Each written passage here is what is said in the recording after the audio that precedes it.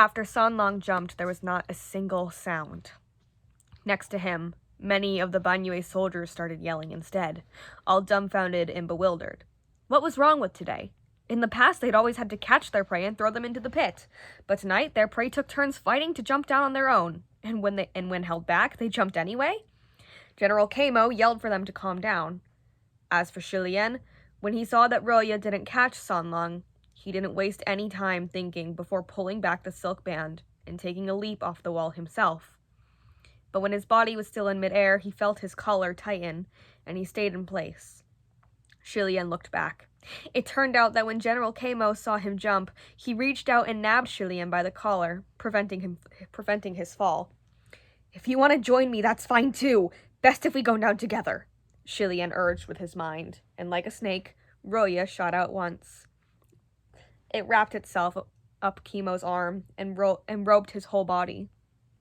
Seeing the white silk band was unpredictably deadly and spirited, Kamo's veins popped and his muscles instantly swelled as if trying to forcibly rip the fabric tying him. Shilian was at an impasse with Kamo when he saw something peculiar out of the corner of his eye. The corpse hanging on the pole suddenly jerked and raised her head slightly. The band of Banyue soldiers also saw the corpse move and started yelling, swinging their maces to attack it. But the black-clad girl somehow untied herself and hopped off the pole before speeding toward them. She was like a black snake. She was like a black wind blowing through the eaves, fast and wicked. The soldiers couldn't maintain their balance and were quickly swept into the sinner's pit one by one, screaming. Outraged, Kamo yelled extreme vulgarities at her, many of which were street slang that Shilian couldn't understand well. But he did understand the first words. "It's that bitch again!" The swearing ceased in the next moment, because Shilian suddenly yanked Kamo over to fall into the sinner's pit with him. Into the inescapable sinner's pit. While falling, Kamo roared with such fury that it almost killed Shilian's eardrums. He had to recall Roya and give Kamo a kick while he was at it to get the general farther away from him, just to protect his ears. Soon after, he urged Roya to fly upward to try to grab hold of anything that could prevent him falling deeper, or to slow him enough that when he hit the ground, it wouldn't be too painful. However, the sinner's pit was formidably built and had an equally powerful array at work. So not only couldn't Roya reach any higher, it also couldn't find anything to hold on to. Shilian thought he was going to crash and flatten like a pancake as he had many times before, when suddenly in the darkness there was a flash of silver. The next moment, a pair of hands caught him lightly. Whoever it was caught him perfectly, as if they were waiting there at the bottom just to catch him. With a hand across his back to grasp his shoulders, and another under his knees to support his weight, they easily dissolved the devastating force of the fall. Shilian had just fallen from such a high place, and with such a forceful stop, that he was still somewhat dizzy and confused. He subconsciously reached out and held tightly onto the person's shoulders. "San Long?" he called out. It was dark all around, and nothing could be seen, including the person holding him. But still, he blurted out that name. The person didn't respond, so Shilian felt around their shoulders and chest, hoping to confirm. "San Long, is that you?" Maybe it was because the stench of blood here at the bottom of the pit was heavy and disorienting. Who knew what was going through Shilian's head? But his hands continued to roam upward until he reached a strong and hard Adam's apple. He snapped out of it in shock and immediately reprimanded himself, withdrawing his hands. "It's San Long, right? Are you all right? Are you hurt?" It took a moment before he heard the youth respond in a deep, low voice from somewhere very close to him. "I'm fine." For some reason, Shilian thought that his voice was curiously different from before. "San Long, are you really all right? Please put me down," Shilian said. "No," San Long replied. Shilian was taken aback by the response. What was going on? Was there something on the ground? The pair of arms was still holding him tightly, without any intention of letting him go. Shilian raised his hand and was about to gently push himself away. However, as he laid his hand on San Lung's chest, he abruptly remembered how after he was caught from the fall, his hands had roamed and felt out the hard protrusion on the youth's neck. He quietly withdrew his hand again. Shilian didn't know what was up. It had been hundreds of years since the last time Shilian cared about being awkward. But now there was a voice in his head telling him that he'd better stay still and proper, to behave himself. Just then, there was an enraged, sorrowful wail, and a sharp voice from the other end of the pit roared, "What happened to you?"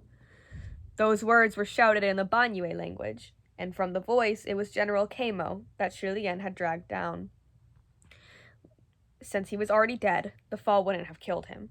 It was a violent crash, however, so he probably blasted out a human-shaped crater in the ground with him embedded, and once he climbed out, he started yelling, "What's going on? My brothers, what happened to you?"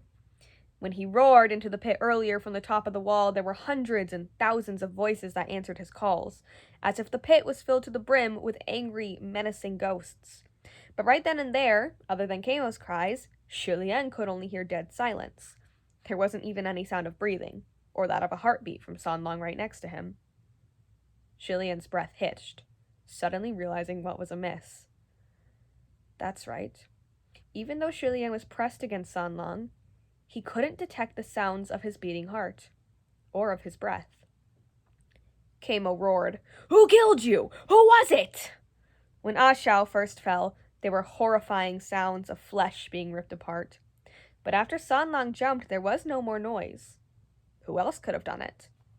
Kamo himself must have realized this, and he shouted toward them, "Killing my soldiers! You're dead! I'm gonna kill you!" Although he couldn't see, Shulien could still sense danger rapidly approaching and jerked, "Sanlong, watch out!" "Don't worry about him," Sanlong said, still holding Shulien tight. He made a small sidestep and spun around. In the dark, Shulien heard a series of fine clinking sounds, pleasant to the ear, clear and intense, swishing here and there. Kamo pounced to capture them, but missed the first time. He whirled around again to lunge, but Sanlong easily sidestepped and dodged him again. Shulien's arms involuntarily climbed up Sanlong's chest once more and held on tight to his shoulders, subconsciously clutching at his clothes. But the arms carrying him were steady.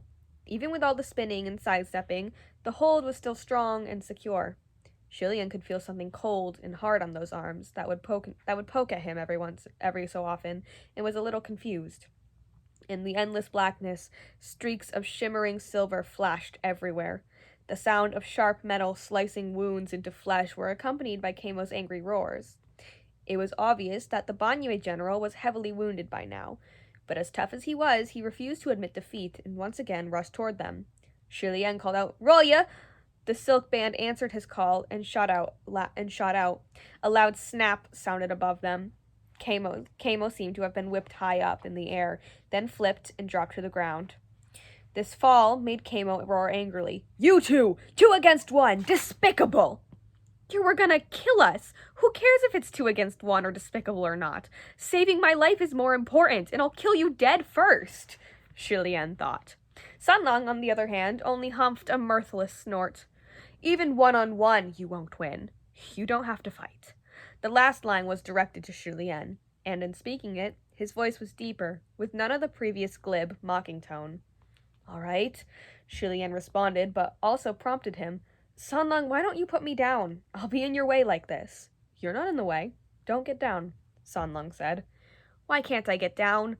Shulien asked, in spite of himself. This guy couldn't possibly enjoy fighting while carrying someone, could he? He didn't need to go that far to look down on his opponent, did he? Sanlong's answer was only 2 words. "It's dirty." Shulien had never imagined that would be the answer, and said with such seriousness, too. He thought it was a little funny, but it also made him feel inexplicably strange, his chest growing slightly warm for some reason. "You can't possibly keep holding me like this." "I could," Sanlong replied.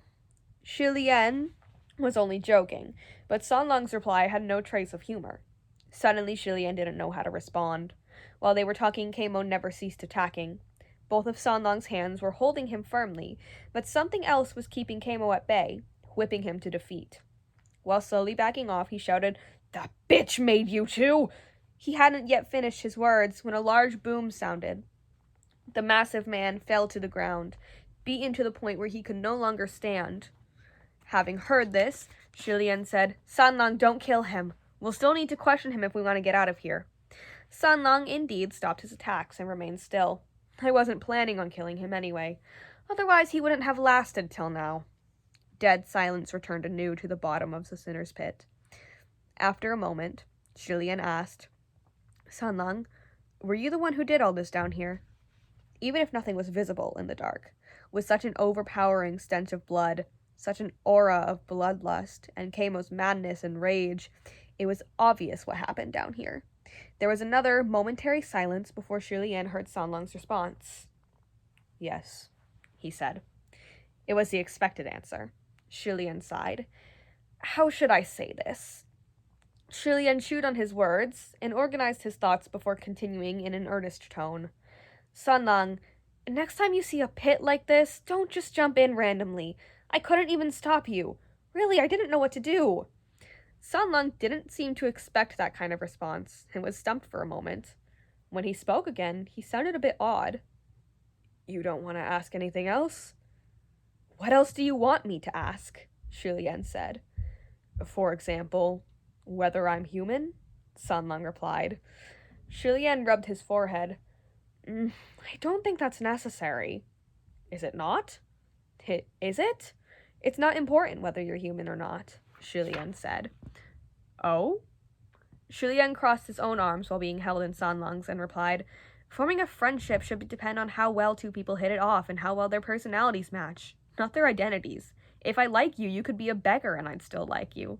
If I dislike you, you could be the emperor and I'd still dislike you. Shouldn't it be like that? It's simple logic, so whether you're human or not is irrelevant. Sanlang laughed out loud. Yeah, you're very right. Right? Shilian said, laughing along too. But the more he laughed, the more he felt something was off, and it came to him suddenly. He was still letting Sanlang carry him, and the scary thing was, he had gotten used to being in this position without realizing it. This was going to be the death of him. Shilian cleared his throat quietly and said, Sanlang, we can talk about that later. Why don't you put me down first? Sanlang seemed to have flashed a smile and said, Hold on. He carried Shilian and walked on for a bit before gently setting him down. When Shilian was back on his own 2 feet, he could feel hard, flat ground. Thanks. Sanlang made no gesture in response, and after thanking him, Shilian gazed upward. In the deep blue sky there hung a brilliant crescent moon, exceptionally beautiful. It was just that it was framed by a squared-off sky that made him feel like a frog stargazing in a well. Shilian tried urging Roya to reach the top again, but as expected, it only leapt up halfway before it was stopped by something invisible and rebounded, unable to go higher. There's an array down here. There's an array drawn around the sinner's pit, Sanlang said. I know. I just wanted to give it a try, Shilian said. I can't give up until I've tried, you know. I wonder how the others are doing up there. Will that girl in black also sweep them down? He recounted to Sanlang how the girl who was hanging on the pit suddenly escaped and swept all the soldiers down into the pit. While talking, he stepped on something on the ground. It appeared to be an arm, and Shilian almost tripped. He steadied himself immediately, but Sanlang still reached out and helped support him, chiding, Be careful. I told you the ground was dirty, Sanlang added casually. Shilian now understood what dirty meant and said, It's fine. I want to ignite a palm torch, see what's happened down here and go from there. Sanlang didn't respond. Just then, from afar, Kamo's cold voice bellowed again, You two, doing the bidding of that bitch! The thousands of wronged souls of this kingdom will curse you! Shilian turned toward Kamo and asked, using the Banyue tongue, General Kamo, who is that person you speak of? Kamo replied hatefully, Why pretend to ask? That evil cultivator! Is it the female cultivator who roams the city streets? Kamo spat angrily on the ground, and Shilian took that as a yes. He continued to question, Weren't you a loyal supporter of the Banyue State Preceptor? Kamo was provoked by his words and yelled, I, Kamo, will never be loyal to her again. I can never forgive that bitch. A long string of curses followed. Kamo was hysterical and spoke rapidly, so fast that Shilian blanked out at the end, unable to follow. He quietly whispered, Sanlang, Sanlang. And so Sanlang translated. He's cursing. He says that woman betrayed his country, opened the city gates, and let the Yong'an army in to slaughter. She's got the blood of her people on her hands, and of his brothers, who she pushed into this pit. He will hang her dead 1,000 times. 10,000 times. Wait, hold on. Julien quickly exclaimed. How could this be? There were two things that didn't match. First, the woman cultivator roaming in the city streets that Julien spoke of earlier was supposed to be the lady in white. But now Kamo was calling the Banyue State preceptor bitch and saying she pushed his brother into the sinner's pit. Earlier, when the black-clad girl swept the soldiers into the pit, Kamo swore and cursed with the same profanity. Plus the last bit, hang her dead 1,000 times. Julien suddenly realized they didn't seem to be talking about the same person. Secondly, it was the Banyue State preceptor who betrayed the kingdom of Banyue? Julien interrupted Kamo. General, the Banyue State preceptor you speak of was that girl in black hanging on the pole of the sinner's pit? Who else could it be if not her? Kamo shouted. The scrawny, corpse-like girl in black was the real state preceptor of Banyue. But if that was the case, who were the lady cultivator and her black-clad companion, who strolled through the streets looking to kill them? The girl in black had immeasurably strange powers and could easily sweep dozens of fierce, powerful Banyue soldiers off the wall. So how was she hanged above the sinner's pit? The story was getting more and more bizarre, more and more convoluted, the more Julien listened. General, I want to ask— No more questions! Kamo interrupted. You killed my soldiers. What else could you want to know? I won't answer. Now fight me. I killed them. He didn't do anything, Sanlang said. You can answer his questions and fight me. Well, that was irrefutable logic. Kamo yelled angrily. You're both her helpers. There's no difference. Julien immediately said, General Kamo, I think you've misunderstood. The only reason we've come to the Gobi is to get rid of the state preceptor of Banyue. How can we be the helper she sent for? Hearing that Julien was actually there to destroy the state preceptor, Kamo fell silent. After a while, he asked, If you weren't helping her, then why did you kill my soldiers? Because you were going to throw us into the pit and we had to defend ourselves? Julien explained. Nonsense, Kamo argued. I didn't throw a single one of you. I even caught you. You all jumped down yourselves. Yes, we all jumped into the pit ourselves, Julien said. General, we're all trapped in the bottom of this pit. Let's just call it a truce for now, all right? Why did that Banyue State preceptor open the city gates to let the enemies in? As if Kamo would listen to reason. He said resentfully, You two are despicable, fighting me 2-on-1. Julien felt a little exasperated. I really only smacked you once. I didn't do much. He didn't mind being called despicable or sly or whatever. If the situation called for it, never mind 2-on-1, he would bring 100 to beat one down. Who cared about fighting fair? But earlier, Sanlang obviously had the upper hand even while carrying him, and he told Julien not to fight. Kamo seemed to think he could have won if it had been just him and Sanlang, though, and Julien felt bad for him. Still, it seemed Kamo was the type who could easily be made to spill the beans. Julien would just have to go slow. Not a problem. Sanlang, on the other hand, didn't have the same patience. He said leisurely, You'd better answer his questions for the sake of your soldiers. You already killed them, Kamo said. It's pointless using them to threaten me. They are dead, but their corpses are still around, Sanlang replied. Kamo grew alarmed, unable to remain sprawled on the ground anymore. What are you planning? That depends on what you do, Sanlang said. Just by his voice, Julien could imagine the way Sanlang would narrow his eyes when he spoke. Do you want their next lives to be fortuitous, or for them to be reborn as a pool of blood? Kamo stopped, but soon understood what Sanlang meant. You! The people of Banyue took death and funerals very seriously. They believed that however the deceased looked at the time of their death was how they would be reborn. For instance, if the deceased was missing an arm, they would be reborn disabled. If the corpses in this pit were destroyed, what would their rebirths be like? General Kamo was a purebred man of Banyue and couldn't help but be afraid. As expected on the other side of the pit, Kamo gritted his teeth soundlessly in rage. Then after a while, he relented helplessly. Don't touch their bodies. They were good, brave soldiers. It was already a tragedy that they were trapped in this pit for so many years. I don't know if being killed by you is a blessing or not, but I will not have their corpses be humiliated further. He paused, then asked, Are you really here to kill Banyue? Julien replied warmly, That is no lie. The more we know, the better chance we have of winning. Very little is known about the state preceptor of Banyue in the outside world. so we have no idea how to fight her even if we want to. But you have worked under her before in the past, so perhaps you can enlighten us." Maybe it was because they shared the same enemy, the state preceptor of Banyue, that a sort of bond was developed. Or perhaps, in this inescapable abyss, atop the dead bodies of his soldiers, Kamo became disheartened. Whatever the case, Kamo seemed to have lost the will to attack them. "You don't know why she opened the gates.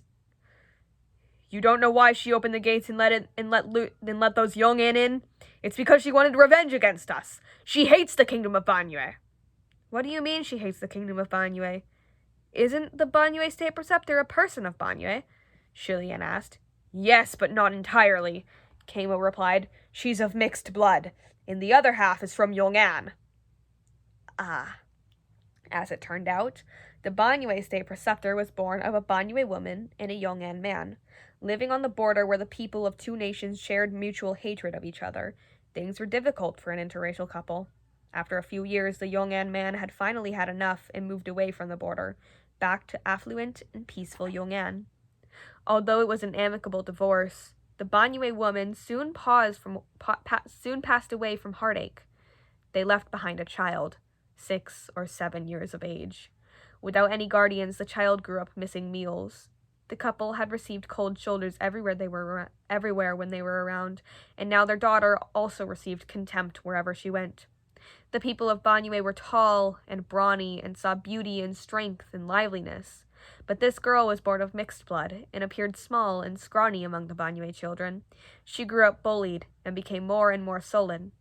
The Banyue children wouldn't play with her, though there were some Yong'an children who did pay attention to her. When this little mixed blood girl was about 10, a riot broke out at the border, and the two armies fought. That battle took many lives, and afterward the little girl disappeared. She had neither friends nor family in Banyue, so no one noticed or cared when she vanished. However, the next time she appeared, it was a different story. In those years, she walked thousands of miles and single-handedly crossed the Gobi Desert to Yong'an. No one knew what kind of encounters she'd had, but when she returned, she had learned black magic and could control the venomous creature most feared by the citizens of Banyue, the scorpion snakes. Upon her return, though many were impressed, many were also afraid. That was because the girl's personality never changed. She was still gloomy and unsociable. There were also many who bullied her in the past, so if she were to enter the palace and become a high-ranking official, wouldn't she one day seek revenge against them and cause trouble? "I'm sure there were many who spoke poorly of her," Shilian commented. Kamo humphed. "It didn't stop at ill talk. They went straight to the palace and advised the king, saying she was an evil messenger sent forth from the Scorpion Snake clan, here to bring ruin to the kingdom of Banyue, but none of them succeeded." "She got them hanged first?" Shilian guessed. Kamo was even more disgusted. "You, man of Yong'an, why is your mind so full of depraved and vile developments? There was none of that. I protected her." Shilian was exasperated. "I already said I'm not from Yong'an." "All right, whatever." At the time, Kamo was a distinguished, fierce warrior. There was an incident where he took his troops out to exterminate the nest of a band of desert bandits and brought the girl who had become the palace sorceress along. The group of bandits were strong, and they had built their lair below the sand. In that battle, both sides suffered casualties, and while Kamo stole the victory, the battle caused the lair below the sand to collapse. Between that and the coming of windstorms, they couldn't stay. Kamo retreated with some soldiers, but the other group, which included the sorceress, didn't manage to escape. Once they had retreated to a safe point and waited out the sandstorm, Kamo returned anew, hoping to dig out the soldiers to bury them properly. Yet who knew when he got there, he found that the sorceress had, by her power alone, dug out a sizable hole and managed to drag all the surviving wounded soldiers in to hide away from the winds. All the bodies of the dead were dug up too, and laid out in a neat order. She had done this all by herself. When they got there, the sorceress's body was stained with blood, but she guarded the entrance to that hole silently, hugging her knees and waiting for them like a little lone wolf. "After that incident, I thought she was a good woman who acted on principle," Kamo said. "I believed that she never had any intention of harming the kingdom of Banyue, so I became her guarantor with all my might and fought back against those malicious voices."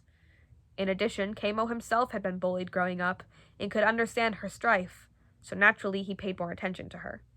The more attention he paid, the more he realized just how powerful this girl was. Thus, he endorsed her all the way up, helping her reach the position of the state preceptor, while he became the one later recorded as the most loyal supporter of the state preceptor of Banyue. This lasted until another war broke out, and the kingdom of Yong'an sent armies to annihilate the kingdom of Banyue.